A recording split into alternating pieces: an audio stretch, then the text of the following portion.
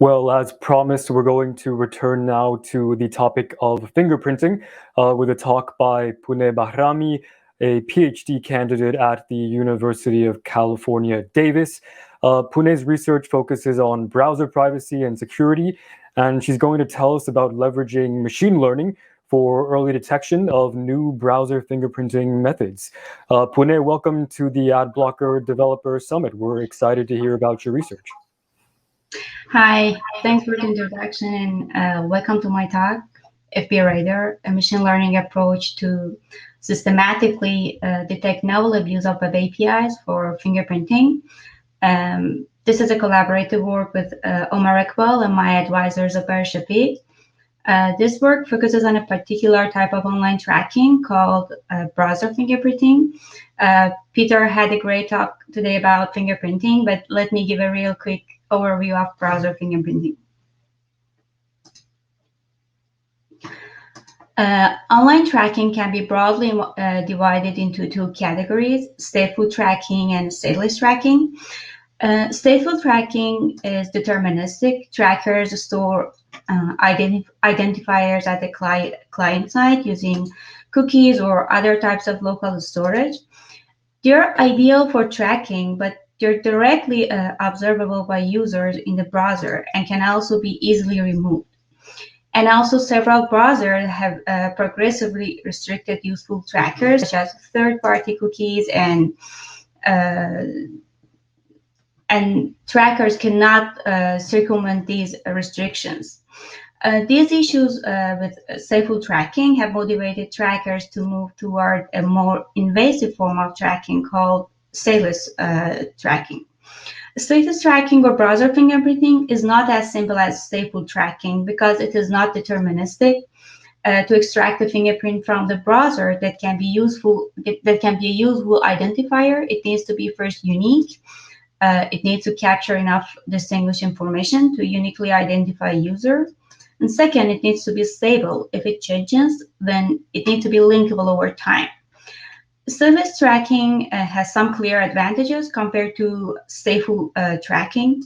Fingerprinting doesn't lend itself to transparency and control. Users cannot easily observe or remove their browser fingerprint.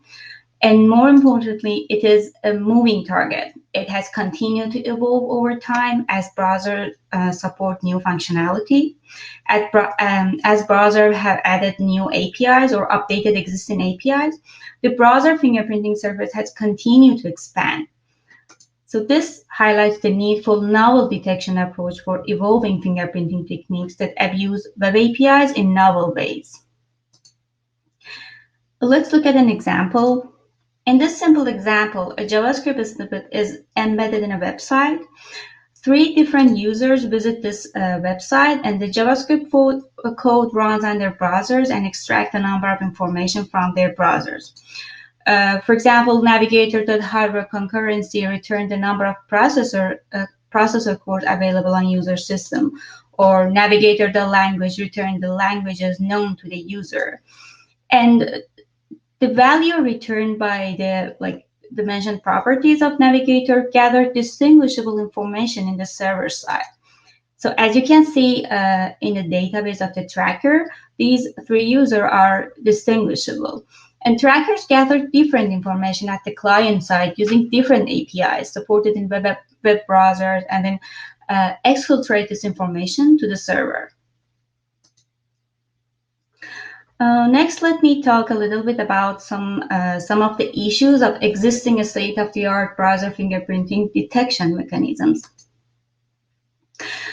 Cookies are straightforward to detect and block because they are right there in the browser, but it is not that straightforward to detect and block fingerprinting because you need to do a sophisticated dynamic and static analysis of a JavaScript which has implemented the fingerprinting technique.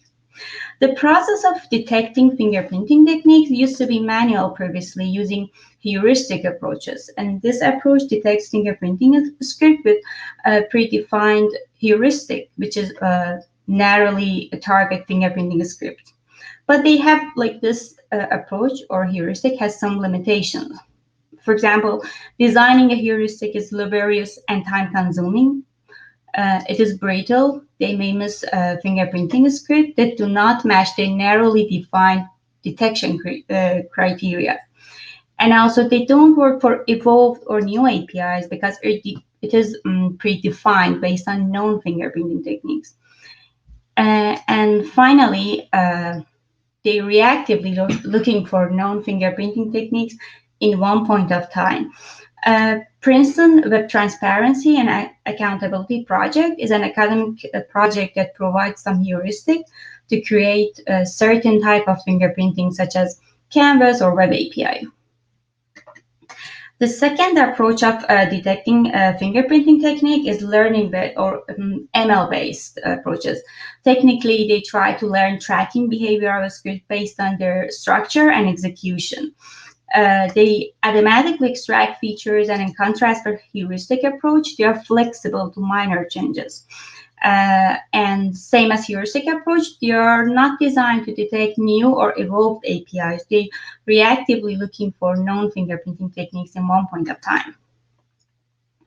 FP Inspector is another academic project that detects fingerprinting scripts automatically.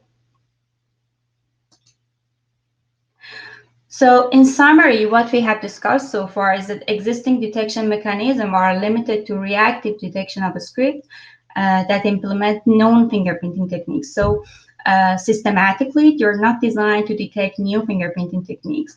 Next, let me talk about our method, FP Radar, which addresses aforementioned limitations. FP Radar is able to detect abuse of newly introduced properties of already known APIs, such as WebGL or Sensor, as well as previously unknown APIs, such as Gamepad and Clipboard. It consists of 4 components. I will go through each step in the next couple of slides. As I explained in the beginning of this talk, browser fingerprinting is an evolving phenomenon. As new APIs are introducing, it is reasonable to expect that they might be abused for fingerprinting. FP Radar operationalizes this evolution in a longitudinal fashion to capture temporal trends in Web API usage and early detection of Web API abuse for fingerprinting. To longitudinally analyze Web APIs, FP Radar needs to measure their usage on web over time. But the problem is that we don't have access to the history of websites. To gather historical snapshots of popular websites, we rely on Internet Archive's Wayback Machine. We extract the list of a script present on Alexa top 100K websites, and then we request the Wayback Machine to crawl historical snapshot of scripts URL during 10 years, and we keep their content in our dataset.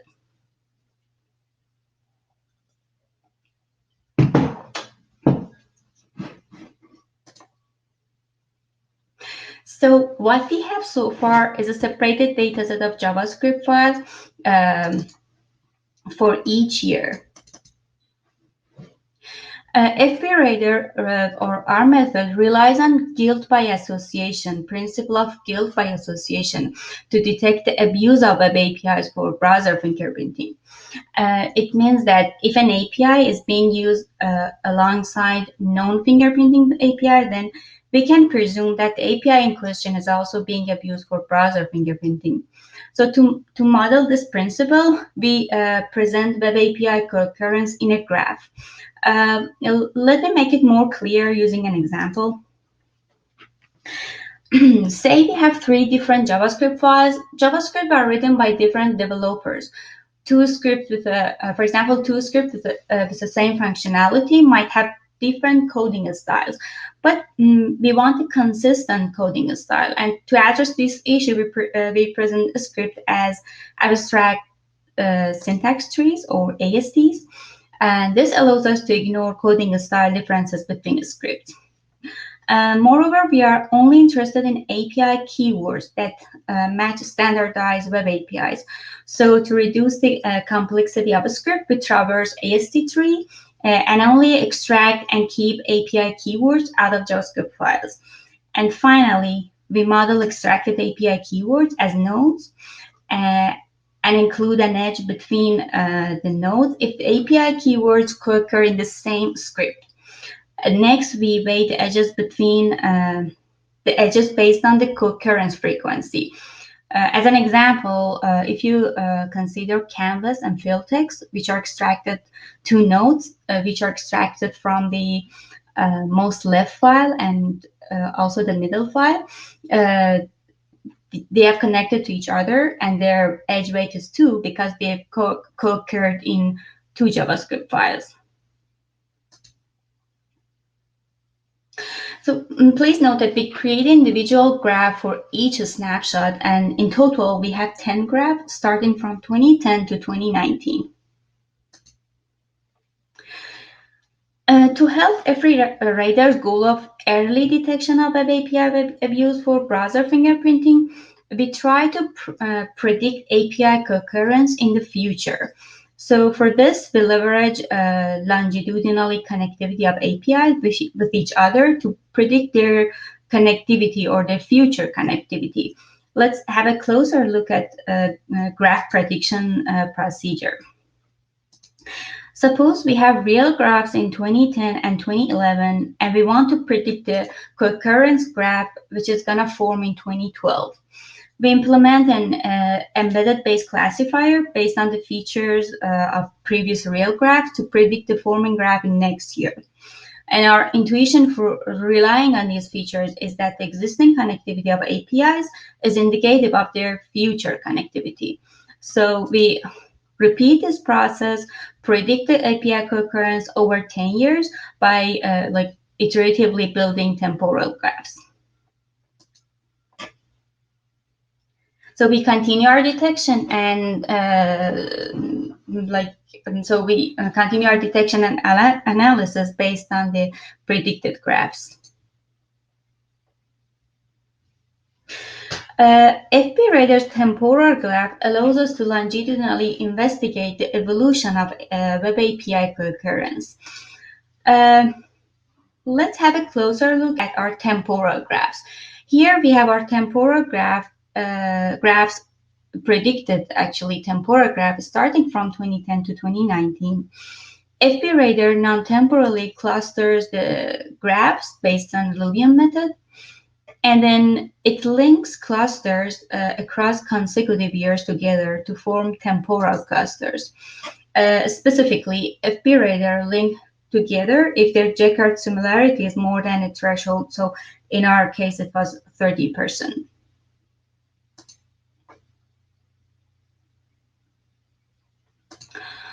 Now let's take a look at our measurements and results.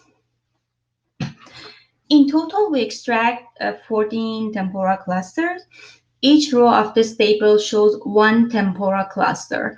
So the number of keywords in each cluster, as well as the lengths of temporal clusters available in the first and second column consecutively.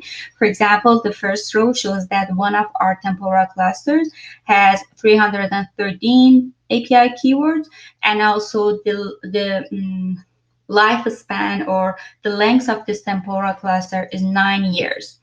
We don't have a precise ground truth which clearly states which API keyword is fingerprinting or non-fingerprinting, but there is an open source browser fingerprinting library, Fingerprinting.js, that implement most of the fingerprinting techniques, and there are a lot of studies showing that this FPJS library is being used directly or with some changes by fingerprinters.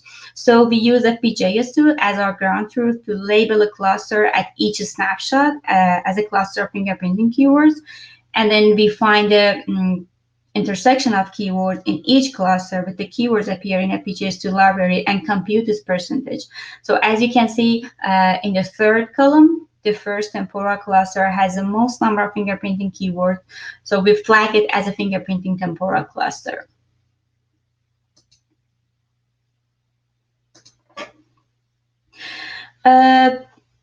We expect functionality-related APIs appear together in a temporal cluster. To this end, we use MDN's hierarchical taxonomy to map each API keyword to one of the 88 APIs on MDN web documents. And then we identify the dominant APIs of each temporal cluster using this taxonomy. We measure the dominance of API in a cluster as a fraction of its keywords that exist in the cluster. For example, the dominant APIs of the fingerprinting temporal cluster are battery, navigator, and network information, for example. And most of the APIs you can observe on this temporal cluster are usual suspicious fingerprinting APIs, such as battery, navigator, or canvas. But we don't want to waste your time on the things you already know, so I just focus on our new findings. And in the next couple of slides, we do a deep dive into 3 selected dominant APIs of the fingerprinting temporal cluster.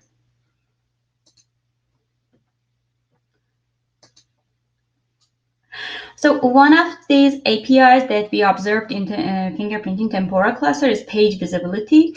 It's released in 2013, and it is an API that provides access to visibility state of a document.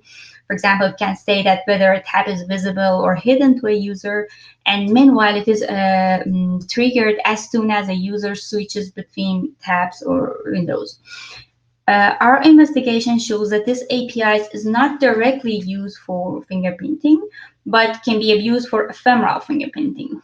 FBRadar detects this keyword as early as 2013, right after it was supported in major browsers, and as far as we know, it's not disclosed yet. But let me bring an example to show that how it is being abused by fingerprinters. Suppose a user has 2 tabs in their browser, but only one of them is visible to them as an open tab. If they click on the next tab, then a change in visibility state will be simultaneously triggered for both tabs. So basically, the first tab is going to be hidden, while the second one is going to be visible. And this will happen real quick in less than a second. And this information can be correlated by a script on both tabs to link whether the tabs are on the same browser. And the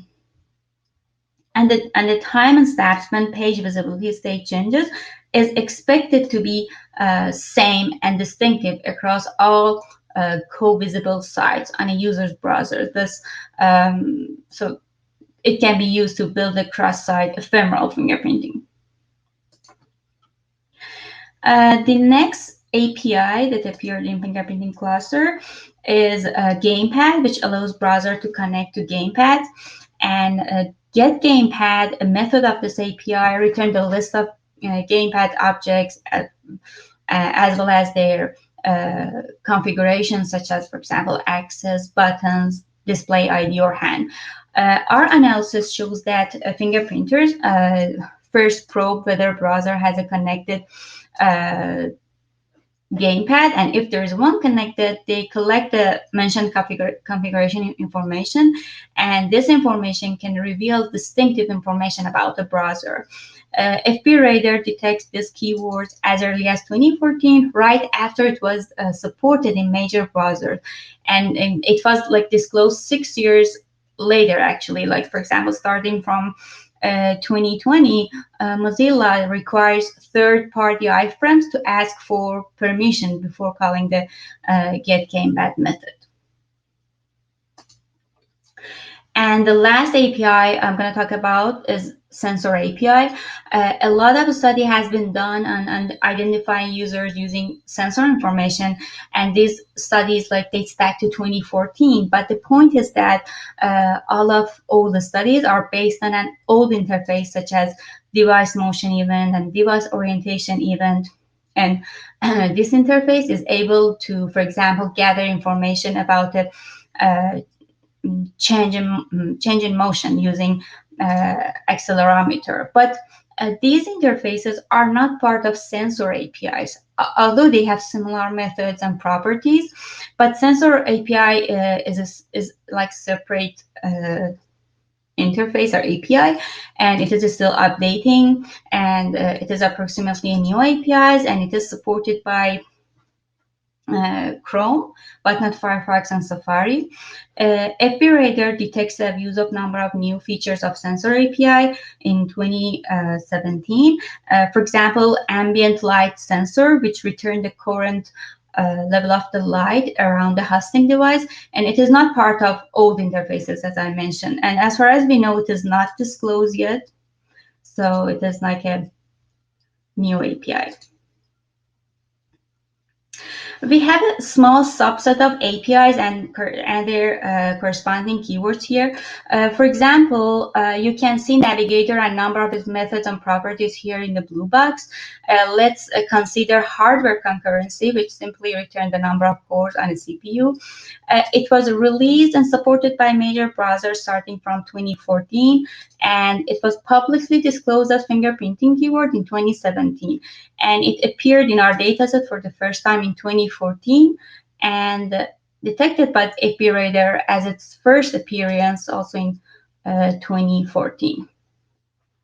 So depending on the time of our detection, in comparison with the disclosure date, we categorize these keywords to on-time detection, early detection, late detection, and for a number of keywords that there isn't any public disclosure, we color them with green.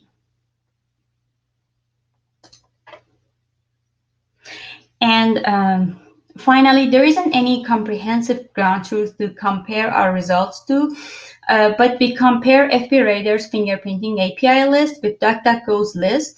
DuckDuckGo's Tracker Radar project published a list of suspicious APIs each month, so they update it monthly. And based on our discussion with DuckDuckGo, the list is limited to about 100 keywords, and they use a simple heuristic to detect fingerprinting scripts. FB Radar's fingerprinting keywords cover about 80% of their detected keywords, but meanwhile, our list includes 700 more keywords, and many of which are clearly being abused for fingerprinting. So we believe that our method or FB Radar can enhance the DuckDuckGo's list of fingerprinting APIs. FB Radar can also complement and improve fingerprinting script detection tools like FB Inspector by making it more proactive. So we are planning to open source FB Radar as latest data, and we hope that the community will build on it to improve countermeasures against browser fingerprinting. And also, I would like to let you know that I'm looking for an internship for the coming summer. So if you're interested in my work, I hope we can connect at some point. And thank you for your listening, and your questions are welcome. Yeah, Pouneh, thanks so much for that. We do have several questions for you. Let's start with a simple one that we've got. Earlier, Pierre Lowe mentioned fraud prevention as maybe the one benefit of browser fingerprinting. We've got somebody just saying, other than that, are there any other upsides to browser fingerprinting, or is it pretty one-sided? You mean the positive aspect of fingerprinting? Sure. I think, yeah, as far as I know, the only positive, at least based on the analysis of a script that we have, the only intention or good intention that we detect is just for security or fraud detection. Other than that, yeah, I can't say anything. We've got another one here that's come in our chat from Ben Standard. Ben's asking, he says, many of the fingerprinting scripts can come from third-party ad networks, and they need to be each time the page is loaded. How does that impact the way that you understand the data from the Wayback Machine? Sorry, could you say that again? Sure. So in the chat here, Ben's asking, he's mentioning the fact that the fingerprinting scripts that are present on a lot of sites come from third-party ad networks, and they have to be loaded each time the page is loaded. So how does that impact the data that you've used from the Wayback Machine? So basically, we use Wayback to collect the data to be able to see the trend of web APIs. For example, suppose a website like Facebook, we wanted to make sure how they use or what is the evolution of using APIs during, for example, 10 years. So the only reason that we use Wayback was to see this trend of using different APIs. So for example, what happens to Gamepad is that we figure out that it is not just by accident. It's about, for example, 6 years that this API is being used for fingerprinting, but we disclose it after 6 years. So that's the reason that we use Wayback actually. Yeah, that makes sense. And now that we've talked a little bit about the past, we've got a question asking about the future. Where do you see browser fingerprinting going in the next few years? At least based on our analysis, we expect that many APIs as they are introducing being abused by fingerprinters. So we believe that at least for something like our method, FBRadar, is able to detect this unknown APIs, and I think we should be ready to expect that fingerprinting is not limited to known techniques. There are many aspects of this API that are being abused by fingerprinters. Wonderful. Pouneh, thanks so much for your presentation. I think that yours combined with Peter's and Ray's from earlier gave us a lot of really good insight and a rounded perspective into ways to tackle fingerprinting going forward. So thank you for taking the time to share your research with us today. Thank you for having me.